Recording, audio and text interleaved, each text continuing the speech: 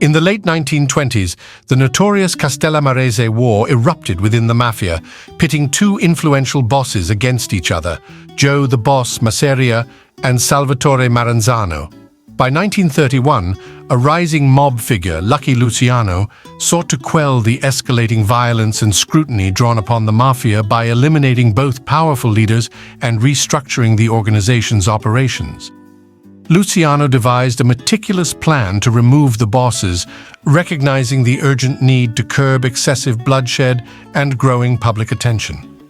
His initial move involved the elimination of Joe the Boss Masseria, a task entrusted to one of his most reliable hitmen, Albert Anastasia.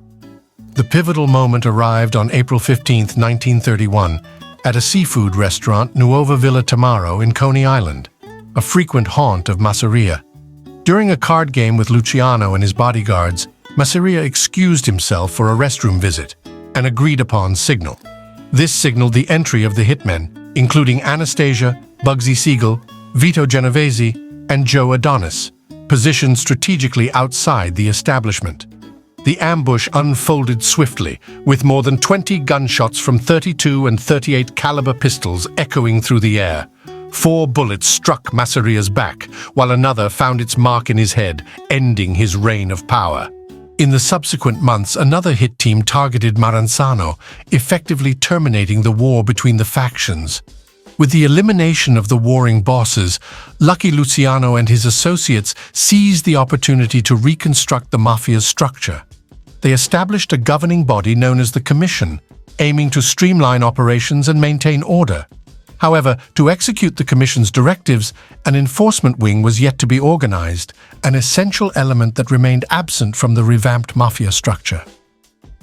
In the wake of the power vacuum left by the fall of established Mafia bosses, a menacing force emerged on the streets of New York, Murder Incorporated. At its helm stood Albert Anastasia, a figure whose name struck fear and terror throughout the criminal underworld. Anastasia, a notorious hitman, wielded significant control over New York's waterfront and the influential dock worker unions. The press, recognizing his formidable reputation, bestowed upon him the chilling moniker, the Lord High Executioner. However, the roots of Anastasia's ascent into the criminal hierarchy traced back to the quaint fishing village of Tropea on Calabria's east coast in southern Italy. Born as Umberto Anastasio on September 29, 1902, his upbringing unfolded in an environment that would later shape his ruthless trajectory in the world of organized crime. Umberto Anastasio, characterized by a tempestuous temperament and an inclination towards violence, forged his path through the mob ranks. He transformed into Albert Anastasia, a figure who would etch his name in history as one of the most feared leaders of Murder Incorporated. Raised in a family of 12 siblings, 8 brothers and 3 sisters, Albert faced early adversity when his father, Raffaella, a railroad worker, passed away when Albert was merely 10 years old. To support his family, a young Albert abandoned his education, embarking on a perilous journey as a deckhand on tramp steamers at the local shipping yard. His innate mental fortitude and physical strength became indispensable assets in this hazardous line of work. At the age of 15, displaying audacity and determination beyond his years, Albert clandestinely boarded a ship bound for New York as a stowaway, accompanied by his brother, Anthony Anastasio, later known as Tough Tony. Anthony, like Albert, delved into the realm of organized crime, becoming the sole other family member to make significant inroads within this perilous world. The transformative journey of Albert Anastasia, from a deckhand navigating the treacherous waters to becoming the feared head of Murder Incorporated, underscored his unyielding determination, resilience, and penchant for leveraging violence to ascend the treacherous ranks of organized crime in New York City. Arriving in New York in 1917 with scant resources, threadbare clothing, and minimal formal education, Albert Anastasia faced an arduous start. Despite these dire circumstances, his unwavering determination and physical strength paved the way for him to secure employment as a longshoreman on the bustling Brooklyn docks. It was in this gritty and bustling milieu that Anastasia would not only grow in stature, but also wield significant influence and authority. Remarkably, this same environment would later see his involvement in aiding the war effort during 1942. The docks of Brooklyn, under Mafia control, offered both challenges and opportunities to those working there. Employees were expected to offer a portion of their earnings as kickbacks to the mob. However, a notable perk was the tacit allowance by the Mafia for workers to pilfer cargo without facing severe consequences. While occasional confrontations over stolen cargo occurred among the workers, nothing compared to the fateful turn of events in 1920. A dispute between Albert Anastasia, then an 18-year-old, and another worker named Joe Torino escalated from a verbal altercation to a physical brawl over cargo. The altercation turned fatal as Anastasia, displaying a ruthless demeanor, drew a knife, resulting in Torino's tragic demise. Witnesses recalled the chilling expression on Anastasia's face, describing his eyes as cold and devoid of emotion, a characteristic that would resurface in his demeanor years later. Subsequently convicted of murder, Anastasia faced a grim fate and was sentenced to await execution in the electric chair at Sing Sing prison. However, fate took a turn when after 18 months his conviction was overturned. A pivotal figure in Sing Sing named Jimmy the Shiv DeStefano, serving time during the early 1920s and having ties to the emerging Lucky Luciano, recognized Anastasia's potential. DeStefano, serving as both the prison barber and an aide to the future mob leader Luciano, highlighted Anastasia as an ideal addition to Luciano's cadre of young mobsters, a valuable asset for the budding mob chairman. This recommendation would mark a turning point in Anastasia's life, propelling him from the brink of execution to becoming an essential figure within the rising echelons of organized crime in New York City. Lucky Luciano's intervention proved pivotal in saving Albert Anastasia's life. Prior to a new trial, Luciano's hired hitmen eliminated the witnesses, resulting in Anastasia's release from prison on a technicality. This experience imparted a crucial lesson. Within the realm of the Mafia, eliminating witnesses became a crucial strategy, a principle Anastasia would come to understand and adopt. Stepping out of Sing Sing as a free man, Anastasia encountered a transformed world. The Prohibition era had taken hold by 1920, offering lucrative opportunities for the mob, which they exploited for years to come. At just 20 years old, Albert Anastasia made a significant decision to change his name to Anastasia, solidifying his connection to the underworld. Immersed in the world of organized crime, Anastasia found himself in the company of influential figures such as Lucky Luciano, Meyer Lansky, Frank Costello, and Lepke Buchalter. Returning to the waterfront, Anastasia assumed control over local gambling operations and managed the mob's loan sharking activities. Throughout the 1920s, Anastasia's stature and influence within the Longshoremen's Union grew exponentially. Associated with approximately 30 assassinations between 1920 and 1923, Anastasia managed to evade indictment or conviction for any of these crimes. However, in April 1923, a targeted attack on Anastasia and Biagio Giordana resulted in Giordana's death and Anastasia's serious injury.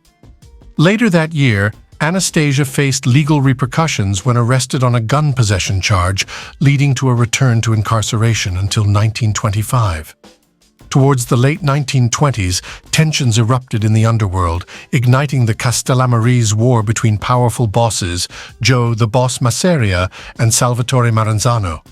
Both originating from Castellamare del Golfo in Sicily, these influential figures belonged to the old guard Mustache Pete era of the Mafia, adhering to traditional mob practices rooted in old-world values and strategies. The escalating conflict set the stage for a significant shift in the power dynamics within the Mafia hierarchy. The aftermath of the Castellammarese War ushered in one of the most violent periods in mob history. Over the course of 2 years, New York streets became the battleground where Joe, the Boss Masseria, and Salvatore Maranzano fiercely vied for supremacy and control within the criminal underworld. However, it was Lucky Luciano who ultimately orchestrated the cessation of this brutal conflict in 1931, heralding a restructuring of Mafia operations. The strategic elimination of Joe the Boss Masseria was a pivotal step orchestrated by Luciano with the indispensable assistance of mob hitman Albert Anastasia. Masseria's demise unfolded during a seemingly ordinary lunch meeting with Lucky Luciano at his favored seafood restaurant on Coney Island. Luciano tactfully excused himself, coinciding with the hit team's calculated assault on Masseria. The abrupt onslaught saw over 20 gunshots, fatally striking Masseria multiple times, ending his reign of power. Following Masseria's elimination, Maranzano, his rival, met a similar fate later that year. However, Anastasia chose to remain uninvolved in this particular hit. Maranzano fell victim to an attack within his Manhattan office, paving the way for Lucky Luciano's ascendancy and control over New York's underworld. Subsequently, Luciano took a proactive step to prevent future gang conflicts by establishing the Commission, a consortium comprising 5 influential mob bosses. This collective aimed for equal power distribution among its members, instituting a voting-based mechanism to settle disputes and avoid further gang wars. The Mafia Commission's creation marked a departure from the old hierarchical monarchy-style structure that Luciano and his associates despised. Instead, it embraced a more democratic approach, comprising top-tier figures from both the Italian and Jewish gangster circles. The formation of the commission symbolized a paradigm shift within the Mafia, reflecting a departure from the traditional autocratic leadership style toward a more collaborative and structured governance system, thereby laying the groundwork for a new era in organized crime. In 1929, Lucky Luciano, alongside his trusted confidants, established the Mafia Commission, a governing body comprising New York's top mob bosses. The commission aimed to mediate conflicts among families and authorize targeted assassinations. However, for carrying out these sanctioned hits, an enforcement wing was imperative. This gave rise to a fearsome new faction in the New York underworld, Murder Incorporated, operating discreetly from a candy store in Brooklyn. At the helm of Murder Inc. stood Lepke Buchalter, known for his role as a labor racketeer and contracted killer alongside Albert Anastasia, an imposing figure controlling the New York waterfront and dock worker unions. Murder Inc. struck terror within the mob, orchestrating an estimated 1,000 hits during its active years. Anastasia, relishing his central role in executing the commission's orders, derived a chilling pleasure from being a pivotal figure in these meticulously planned executions. Under Anastasia's leadership, Murder Inc. assembled a cadre of ruthless, disciplined, and efficient hitmen. Mendy Weiss, an integral member born in July 1906, proved to be one of Lepke Buchalter's most reliable associates, actively involved in several key operations. He met his demise in March 1944 at Sing Sing Prison's electric chair. Harry "Happy" Mayone, born in October 1908, gained his nickname ironically due to his perpetually sullen expression. In 1931, Mayone, alongside Abandando, played a role in aiding Abe Reles and Martin Goldstein in eliminating the 3 Shapiro brothers. His life ended tragically in February 1942 at Sing Sing's electric chair at the age of 33. Martin Bugsy Goldstein, born in October 1905, emerged as a prominent figure within Murder Inc. His involvement in a shootout with the Shapiro brothers resulted in the loss of the tip of his nose. Goldstein contributed significantly to the workings of Murder Inc. until his tenure was cut short. These individuals formed a core part of Murder Inc., a highly organized and effective group of hitmen operating under Anastasia's leadership, executing the Commission's orders with precision and ruthlessness. Their exploits and the organized violence they orchestrated cemented Murder Inc.'s reputation as a formidable and feared entity within the criminal underworld of New York City. Charles the Bug Workman, born in October 1908 in New York, gained notoriety for his involvement in the 1935 Dutch Schultz murder. Unlike many of his counterparts, Workman managed to evade the fate of the electric chair, instead receiving a life imprisonment sentence. Astonishingly, he was released in 1964 and lived until 1979, passing away at the age of 70 due to natural causes. Harry Pittsburgh Phil Strauss, born in 1909 in New York, stood out as one of the most prolific and versatile killers within the gang. His methods ranged from shooting to stabbing victims with ice picks, drowning, live burials, and strangulation. Strauss met his demise in 1941 at the age of 31 in the electric chair. Frank the Dasher Abandando, born in 1910 in New York, had a grim penchant for fatally stabbing his victims through the heart with an ice pick, a method he favored.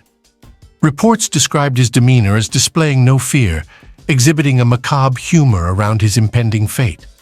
Abandando met his end in February 1942 at the age of 31 in the electric chair. Abe Kid Twist Relas, born in 1906 in New York, gained notoriety for becoming an informant. Responsible for executing several key members of Murder Inc., including one of the bosses, Lepke Buchalter, Relas played a crucial role in the downfall of the notorious organization. Tragically, before he could provide evidence that might implicate Albert Anastasia, Relas met an untimely demise in November 1941 at the age of 35, reportedly falling out of a window. Lepke Buchalter, born in February 1897 in New York, was a central figure in Murder Inc. His leadership and involvement in organized crime contributed significantly to the gang's operations until his ultimate downfall due to the efforts of informants and law enforcement. These individuals, with their distinct methods and roles within Murder Inc., shaped the dark and violent legacy of the notorious criminal organization. Their lives and actions, marked by violence and criminality, remained intertwined with the rise and fall of Murder Inc. within the criminal landscape of New York City during the early to mid-20th century. Lepke Buchalter, known as the oldest member of the gang and a prominent labor racketeer in New York City during his time, was also a close confidant of Albert Anastasia. Notably, Lepke remains the sole American mob boss to have received the death penalty, meeting his end in March 1944 at the age of 47 in the electric chair. During Anastasia's tenure with Murder Inc., he implemented a crucial lesson he learned from his time in prison: the importance of eliminating witnesses. This philosophy became evident in multiple instances. In 1932, although indicted for murder involving an ice pick, the case was dropped due to a lack of witnesses. Similarly, in 1933, Joe Santoro, a defiant laundryman refusing to pay kickbacks to the mob, was gunned down by Anastasia in front of witnesses, who subsequently suffered amnesia or disappeared.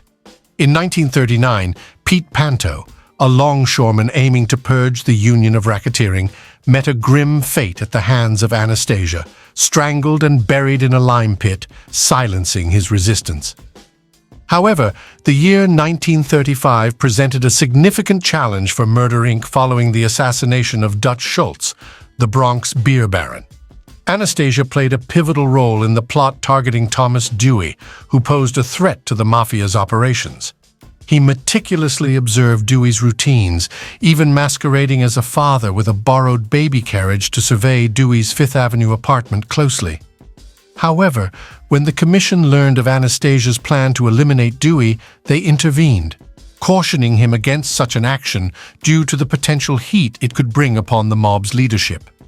These events underscored Anastasia's strategic prowess and his integral role within Murder Inc., revealing the intricate and often perilous interplay between organized crime, power struggles, and the efforts to maintain a delicate balance within the underworld.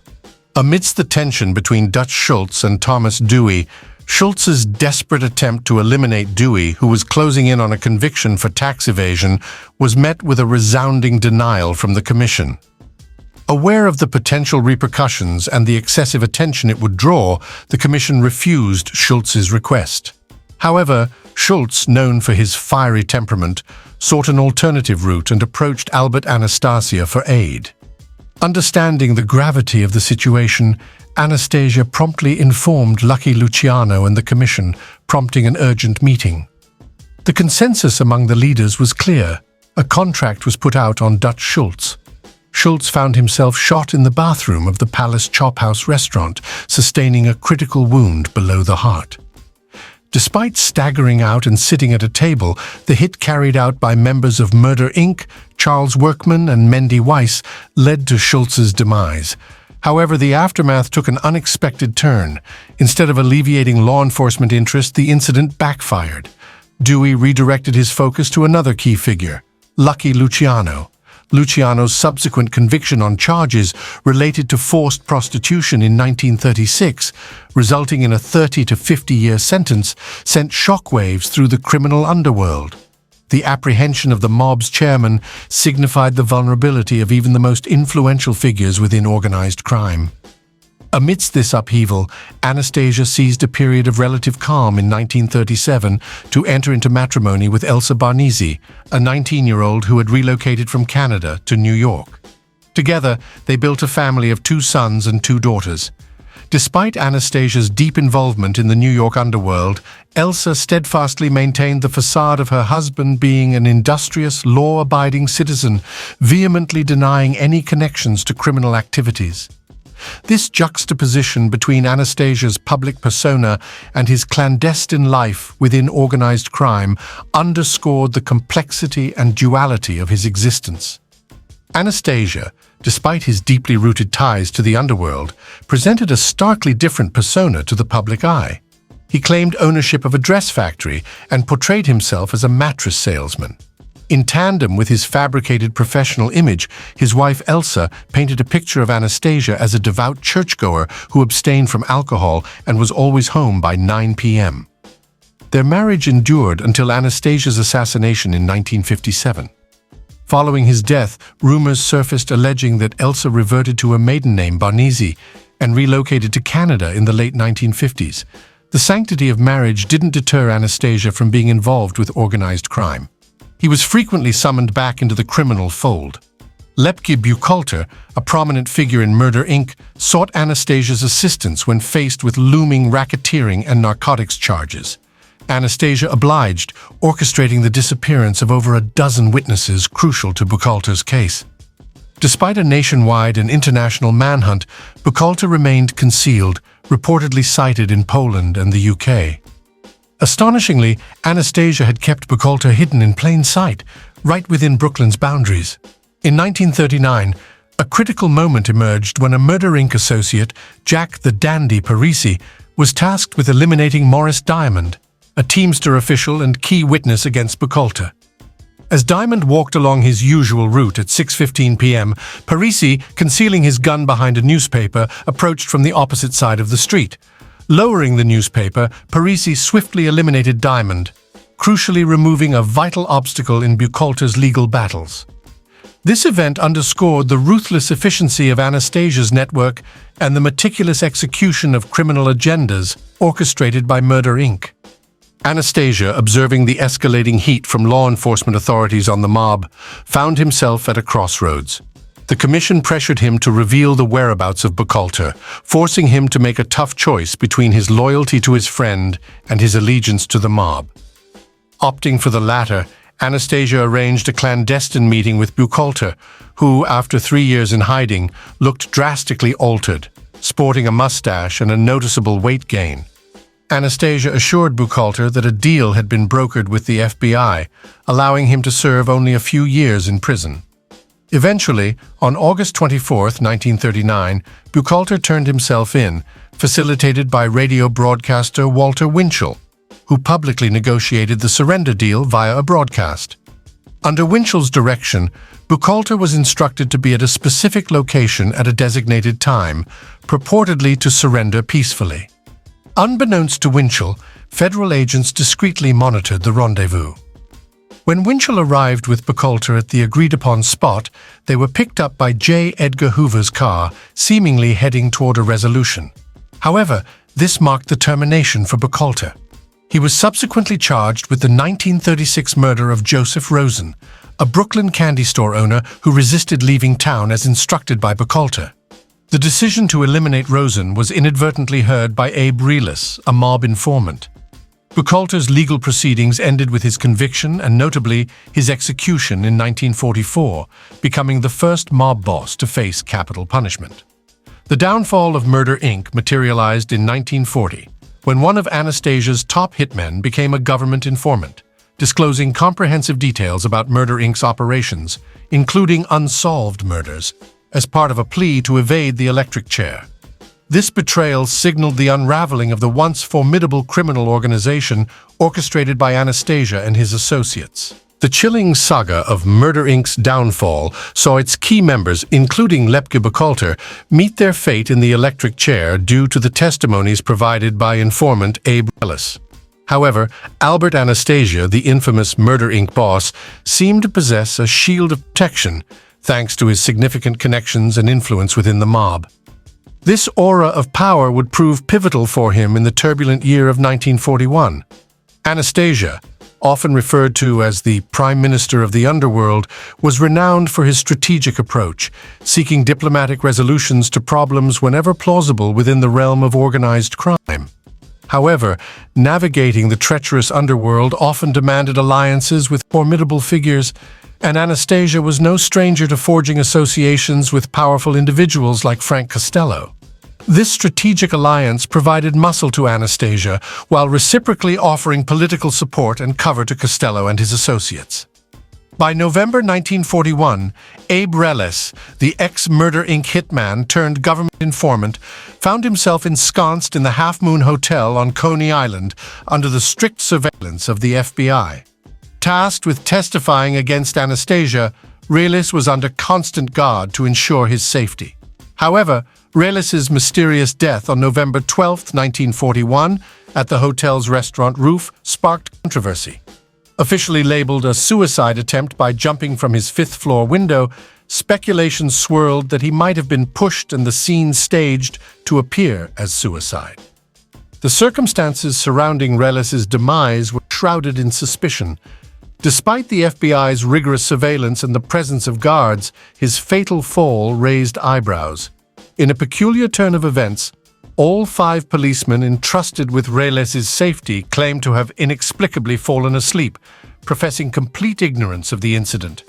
The untimely demise of Reles, the key witness against Anastasia, fueled conspiracy theories and doubts about the authenticity of the official narrative, leaving an indelible mark on the already murky landscape of organized crime and law enforcement's role in curbing it.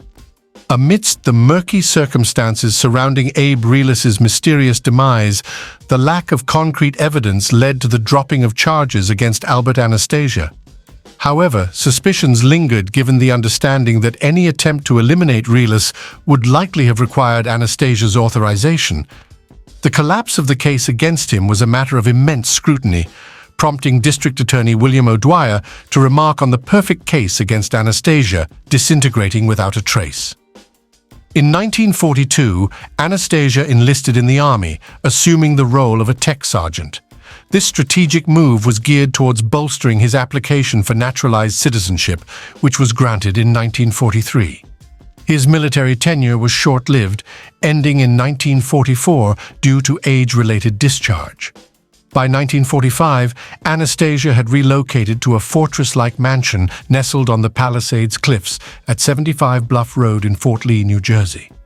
This opulent estate sprawled across 1.3 acres, boasting 34 rooms, 5 bathrooms, and a perimeter fortified with barbed wire, complemented by vigilant Dobermans. A stark contrast to his earlier residence in Red Hook's Little Italy on Pioneer Street during the 1920s and 1930s, following his release from Sing Sing.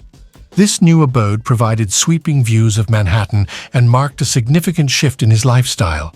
However, this palatial haven eventually emerged as a focal point of a looming tax evasion scandal in the 1950s, drawing attention from law enforcement. Anastasia's purported income as a dress contractor for the Madison Dress Company, alongside other listed occupations, including a stint in the cheese business from 1936 to 1940, raised eyebrows. The discrepancy between his reported earnings and the acquisition of a $100,000 property piqued the interest of the FBI, intensifying their scrutiny. As the pressure mounted, Anastasia harked back to his earliest lesson in the underworld: eradicate potential witnesses. The looming specter of the law and the FBI's relentless inquiries spurred Anastasia to resort to the methods that had often served him in the past, shrouding his actions in secrecy and generating an aura of impenetrability.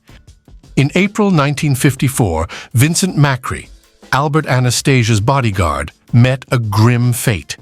His demise was perceived as an attempt to silence him due to his intimate knowledge of Anastasia's financial dealings, potentially making him a pivotal witness in the impending tax evasion trial. A year later, in May 1955, Charles Ferry, a plumber, and his wife were brutally murdered. Ferry was on the brink of divulging details regarding the services he had rendered to Anastasia at the Fort Lee mansion, services that reportedly amounted to approximately $9,000. The Ferry couple's residence was discovered drenched in blood, yet Charles Ferry's whereabouts remained unknown, with only blood-soaked shoes as tangible evidence. The suspicious series of events, including the death or disappearance of key witnesses, prompted a reduction in Anastasia's charges, resulting in a lenient one-year prison sentence. Following the disbandment of Murder Inc., Anastasia found himself reverting to the role of an underboss to Vincent Mangano. However, his history as a formidable gang leader rendered him reluctant to settle for a subordinate position under a boss he neither respected nor shared common ground with. The simmering discontentment within the Mafia was about to reach a boiling point, setting the stage for a seismic power shift within the criminal underworld, and once again, Anastasia stood at the heart of the impending upheaval. Vincent Mangano, who had presided over what would eventually become the Gambino crime family since the restructuring orchestrated by Lucky Luciano in 1931, found himself at odds with Anastasia. Over the course of 2 decades, tensions mounted between the two mobsters, exacerbated by Mangano's growing resentment toward Anastasia's close affiliations with Lucky Luciano and Frank Costello. The strained relationship finally reached its breaking point, fusing personal enmity with the long-standing rift. In April 1951, the disappearance of mob boss Vincent Mangano and his brother Philip Mangano sent shockwaves through the criminal underworld, signifying a pivotal moment of transition and turmoil within the organized crime syndicate. The disappearance of the Mangano brothers marked the prelude to a turbulent chapter in the annals of Mafia history, instigated by internal power struggles and lingering animosities. In the wake of Vincent Mangano's disappearance and the discovery of Philip's body in a Brooklyn swamp, Albert Anastasia was confronted with a dire predicament. His presumptive act of seizing control by declaring himself boss of the family following Vincent's disappearance was a direct breach of an implicit Mafia protocol, a rule deemed worthy of capital punishment: the assassination of a mob boss. However, Anastasia didn't tread lightly. When summoned by the commission, he offered a staunch defense, asserting that he had acted in self-defense, contending that the Mangano brothers intended to kill him. Supported by Frank Costello and other influential figures within the ruling panel, Anastasia's narrative was validated, and he was officially sanctioned as the new head of the crime family. Nevertheless, the new mantle of leadership didn't shelter Anastasia from further entanglements. A few months into his ascendancy, he found himself once again in the Commission's crosshairs, this time alongside Willie Moretti, then underboss to Frank Costello, head of the Luciano family. Acting as emissaries, Anastasia and Moretti were tasked with managing a substantial payment to silence a convicted bookmaker. Moretti, entrusted with handling the $200,000 payment, faced a critical discrepancy. The commission questioned the disparity between the sum already disbursed and the expected total. Anastasia swiftly distanced himself from the dubious transaction, asserting his innocence to evade retribution, but Moretti wasn't as fortunate. On October 4, 1951, during a lunchtime gathering at Joe's Elbow Room restaurant in New Jersey, Moretti met a tragic demise. Gunfire erupted at 11:28 a.m., leading to Moretti's lifeless body sprawled on the restaurant floor, bearing fatal wounds to his face and head. The episode underscored the volatile dynamics within the Mafia, highlighting Anastasia's ability to navigate treacherous waters, simultaneously cementing his grip on power while navigating the perilous pitfalls of mob politics, where allegiances could be fickle and survival depended on a careful dance of strategy and alliances. Albert Anastasia's role as a crime boss placed him back under the spotlight, yet not for the righteous reasons. In the intricate web of Mafia dealings, Anastasia found himself entangled in a situation that breached another cardinal rule: the killing of a citizen. By 1952, Anastasia resided in a fortified mansion in New Jersey, resurrecting his position as a mob boss, reminiscent of his Murder Inc. days. However, with power came a volatile demeanor, an uncontrollable streak that threatened to seal his own fate. The backdrop to this was the capture of Willie Sutton, a notorious bank robber connected to the Mafia, by the police in February 1952. Sutton's capture gained widespread attention, with headlines splashed across newspapers and news of the event hitting national TV. Arnold Schuster, a 24-year-old clothing salesman and amateur detective, played a pivotal role in the capture. Schuster, interviewed on television near his residence discussing Sutton's arrest, inadvertently angered the underworld. Reports suggest that the Lord High Executioner, allegedly Anastasia himself, felt outrage at Schuster's role in ratting out Willie Sutton. According to government informant Joe Valachi, during the 1963 McClellan hearings, Anastasia allegedly ordered the silence of Schuster less than a month after his televised appearance. On March 9, 1952, Schuster met a brutal demise, a grisly mob punishment for squealing. He was ruthlessly shot twice in the groin and once in each eye, a stark reminder of the merciless repercussions within the Mafia for those perceived as informants. Anastasia's involvement in Schuster's murder further painted a sinister portrait of his leadership, showcasing a dangerous propensity for unchecked violence. It not only underlined his reign's volatility, but also sowed seeds of dissent within the criminal underworld, setting the stage for escalating tensions and potential retribution in the turbulent world of organized crime. In May 1955, the Lord High Executioner, Albert Anastasia, faced the consequences of his financial misdeeds, found guilty of tax evasion for underreporting his income from the late 1940s. Despite employing tactics to eliminate witnesses and evade the mounting legal case against him, Anastasia was ultimately sentenced to a year behind bars. However, during the initial 2 months of his imprisonment, the government pursued additional measures, aiming to strip Anastasia of his citizenship to facilitate his deportation to Italy. By late 1955, this deportation ruling was overturned, allowing Anastasia to remain in the United States.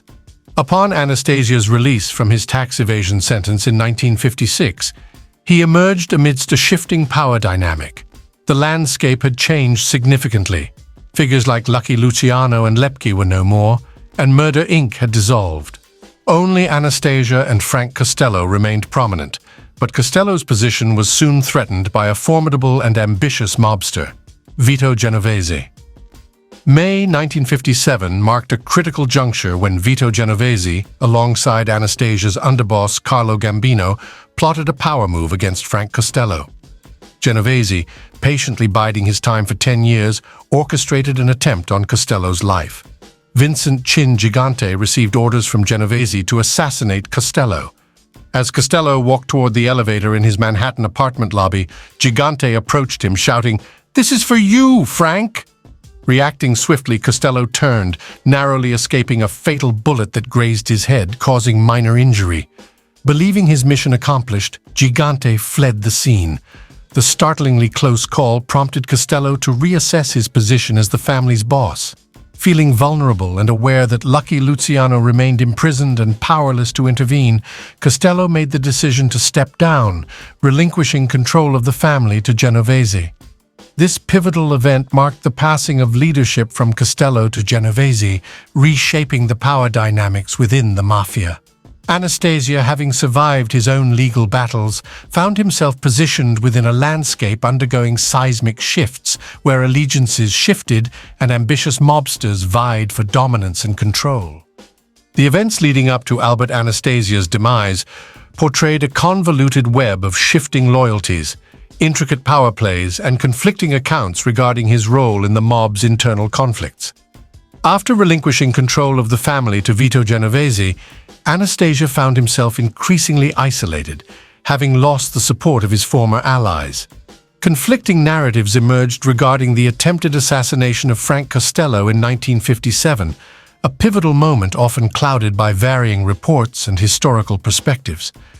Early accounts suggested Anastasia's involvement in orchestrating Costello's hit, while subsequent narratives asserted that it was actually Genovese who orchestrated the attack. Some theories even proposed that Genovese eliminated Anastasia to weaken Costello before targeting the latter. Genovese's maneuvering within the mob's ranks turned mobsters against Anastasia, creating fissures in his position at the top. As Genovese garnered more followers, Anastasia's authority became increasingly precarious. Amidst this turmoil, Anastasia's attempts to encroach on Meyer Lansky's territory, particularly in Havana's casino operations, further aggravated tensions within the criminal underworld. Lansky, a longtime ally, felt affronted by Anastasia's territorial ambitions. With Genovese and Carlo Gambino consolidating power, Anastasia's fate was sealed. The stage was set for the former Murder Inc. boss to be ousted, and Gambino poised to ascend as the new leader of the Anastasia family. On the eve of his death on October 26, 1957, Anastasia met with Santo Trafficante, a formidable mob boss entrenched in Florida operations. The purpose of their rendezvous was to discuss joint ventures, particularly investments in a new hotel in Cuba, a realm where Trafficante already held substantial interests. The intricate entanglement of mob politics, rivalries, and shifting alliances painted a tumultuous backdrop to Anastasia's ultimate downfall, revealing a world where loyalties were transient, ambitions cutthroat, and treachery a constant peril. The circumstances surrounding Albert Anastasia's demise on that fateful day in 1957 were steeped in intrigue and historical echoes of past mob-related incidents. His meeting with Santo Trafficante, a prominent mob boss, was shrouded in speculation and potential ulterior motives.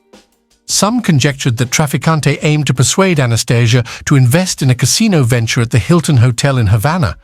However, other rumors insinuated Trafficante's involvement in a plot against Anastasia, driven by resentment over territorial disputes and the latter's incursions into Cuban interests.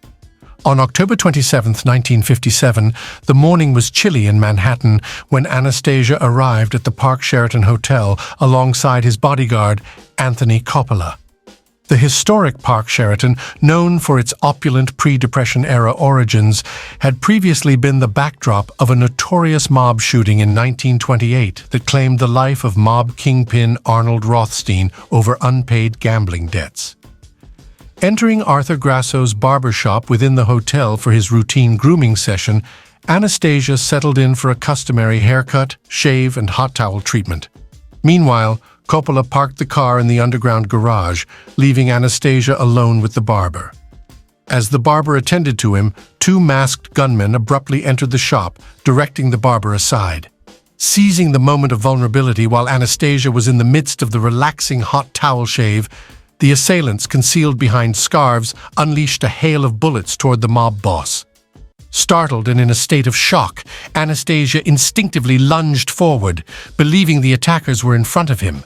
However, the reflection in the mirror portrayed a disorienting scene, and in the frenzy, Anastasia inadvertently lunged toward his own reflection, not the gunman. Tragically, amidst the chaos and confusion, bullets tore through Anastasia's back, hip, and hand. In the aftermath of the chaotic scuffle, a final fatal shot ended the life of the once dominant mob figure, marking the violent end of the Lord High Executioner. The echoes of mob history reverberated once more through the Park Sheraton, an establishment with a grim legacy intertwined with organized crime and tragic events. The aftermath of Albert Anastasia's assassination was marked by an eerie silence that lingered in the air of Arthur Grasso's barbershop. The scene painted a grim picture. Anastasia lay motionless on his back, a stark contrast against the white towels, surrounded by a pool of his own blood, life extinguished. A mere day after his tragic demise, Anastasia's funeral took place at Greenwood Cemetery in South Brooklyn. However, the turnout was notably sparse, with only a small gathering of 12 individuals attending the ceremony, including his eldest son, Albert Jr. The absence of key figures and prominent mobsters signaled a somber reality.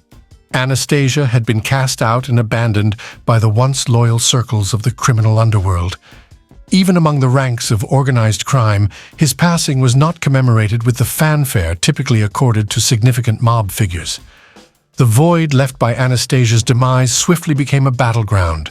Reports emerged in February 1958 of a clash between the Irish mob and other factions vying for control of the Brooklyn waterfront, escalating into a power struggle over territory. Allegedly, orders from Carlo Gambino to Joe Profaci prompted two hitmen to eliminate Anastasia. Speculation swirled around the Gallo crew, led by the notorious crazy Joe Gallo being assigned the contract for the hit. Following the barbershop incident, the alleged hitmen sought refuge in Cleveland, and rumors suggested that their fate might have been discussed at the notorious Appalachian meeting months later. However, the identities of these hitmen remain shrouded in mystery, their roles in Anastasia's demise never conclusively revealed. In the wake of Anastasia's death, Vito Genovese convened a pivotal gathering of top-tier mob leaders at Appalachian. This assembly wasn't just a show of authority, but served as the platform for Genovese to announce his ascendancy as the leader of his own crime family and deliberate on crucial mafia operations, setting the stage for a new era in the organized crime landscape. The infamous Appalachian meeting in 1957 signaled a turning point in the history of organized crime. Over 100 high-profile mobsters congregated, attracting the attention of local law enforcement, triggering a swift FBI intervention resulting in 58 arrests. Contrary to the intended effect of bolstering Vito Genovese's position as the new boss of bosses, the raid served as the catalyst for his downfall. The unwanted publicity and increased scrutiny on the Mafia stemming from the police raid drew blame upon Genovese from within the mob itself. Amid mounting dissatisfaction and internal strife, Vito Genovese's reign as a powerful mob leader faced a downward spiral. His association with narcotics conspiracies led to his eventual downfall, with Lucky Luciano allegedly orchestrating his setup, culminating in Genovese's indictment and imprisonment in 1959 for 15 years. He passed away in 1969 due to a heart attack, marking the end of a tumultuous era in organized crime. In contrast, Carlo Gambino navigated the turbulent aftermath of Anastasia's demise and the subsequent chaos within the crime family to secure a successful tenure at the helm. Under his leadership, he rebranded the crime family as the Gambino crime family, guiding it to prominence. Gambino's astute leadership and calculated maneuvers ensured the family's enduring legacy, and he lived until 1976, reaching the age of 74. The assassination of Albert Anastasia in the barbershop at the Park Sheraton in 1957 marked the conclusion of a violent chapter in organized crime. However, it also opened the doors to a new phase in Mafia history, signaling the beginning of a transformative period for the Underworld.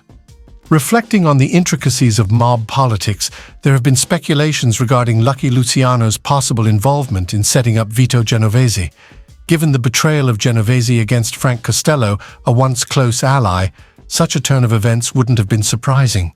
There are murmurs suggesting that Lucky Luciano and Meyer Lansky might have had a hand in orchestrating or aiding law enforcement in maneuvering against Vito Genovese, further shaping the intricate web of mob rivalries and alliances. There exists a fascinating debate regarding the relationship between Albert Anastasia and Frank Costello within the Underworld. While some narratives paint them as adversaries, a prevailing sentiment suggests that they were more likely allies. The insights from individuals close to them shed intriguing light on this dynamic. Consider George Wolfe, whose book Prime Minister of the Underworld delves into the intricate underworld connections. Wolfe, also a lawyer for both Anastasia and Costello, presents a perspective that leans towards them being friends. His intimate involvement with both figures could have offered insights into any animosity between them. However, rather than portraying enmity, his narrative hints at a harmonious relationship. Similarly, Ed Bennett Williams, another lawyer with ties to both Anastasia and Costello, echoes this sentiment. In his book, there are accounts of the two mob figures spending time together and seemingly maintaining an amicable rapport. Williams's recollections further reinforce the notion that Anastasia and Costello were more aligned as allies than adversaries. These accounts from individuals closely associated with the underworld figures carry weight in deciphering their relationship dynamics. The absence of stories highlighting intense rivalry or conflicts between Anastasia and Costello seems to suggest a camaraderie rather than hostility. Thus, based on these insights, it's plausible to consider that they operated as allies within the complex landscape of organized crime.